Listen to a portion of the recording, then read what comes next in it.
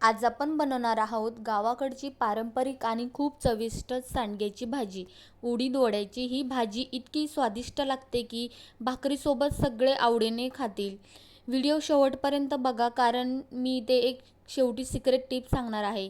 नमस्कार मैत्रिणींनो, आपल्या चॅनलवर तुमचं स्वागत आहे. आज आपण बनवणार आहोत झणझणीत आणि पारंपरिक सांडग्याची भाजी. अशी गावाकडची रेसिपी आवडत असेल तर लाईक आणि सबस्क्राईब करा. विहान अँड आई व्लॉग या चॅनलला अजून सबस्क्राईब केलं नसेल तर नक्की सबस्क्राईब करा. माझी प्रत्येक रेसिपी सोपी आणि झणझणीत असते गावाकडच्या पद्धतीने. मी इथे उडीद वडा घेतला आहे. याचे छोटे छोटे तुकडे करून घेणार आहेत. मी उडीद वडा कसा बनवायचा याची पण रेसिपी यूट्यूबला टाकलेली आहे. तर इथे तुम्ही बघू शकता अशा प्रकारे मी वड्याचे छोटे छोटे तुकडे करून घेतले आहे जेणेकरून लवकर शिजेल. त्याच्यानंतर थोडेसे हलके भाजून घ्यायचे, जास्त भाजायचे नाही. गॅस मीडियम फ्लेमवरती ठेवून त्याच्यानंतर भाजून झाले की गॅसवरती उकळायला पाणी ठेवायचं. त्याच्यामध्ये वडा टाकून द्यायचा.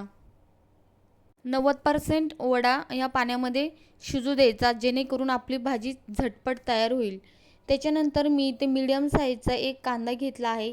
कांदा इथे आपण थोडंसं तेल टाकून परतून घेणार आहोत. हे कांदा वडा बनवणार आहेत मी आज.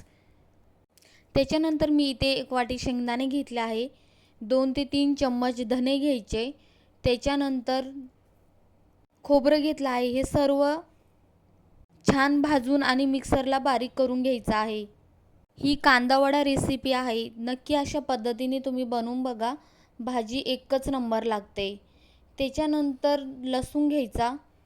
गॅसवरती पातेलं ठेवायचं. 2 ते 3 चम्मच छान गरम होऊ द्यायचं. तेल छान गरम झालं की लसणाची पेस्ट टाकायची. लसणाला छान सुगंध येईपर्यंत छान परतून घ्यायचा. भाजी करताना कधीच घाई करायचं नाही. गॅस मीडियम फ्लेमवरती ठेवायचा. त्याच्यानंतर लागणारे मसाले लाल तिखट, मिरची पावडर, गरम मसाला, हळद, मी ते सर्व मसाले घेतले आहेत. लसूण छान परतून झाल्यानंतर लगेच मसाले टाकून घ्यायचे. गॅस मीडियम फ्लेमवरती ठेवून छान मसाले हलवून घ्यायचे. अशा पद्धतीने तुम्ही वडा नक्की बनवून बघा. खूपच छान आणि टेस्टी लागतो. सगळे आवडीने खातील. त्याच्यानंतर बारीक केलेलं धनी, खसखस, खोबरं हे वाटण टाकून घ्यायचं. याच्यामध्ये सर्व व्यवस्थित मिक्स करायचं. 1 ते 2 मिनटासाठी छान तेल सुटेपर्यंत परतून घ्यायचं.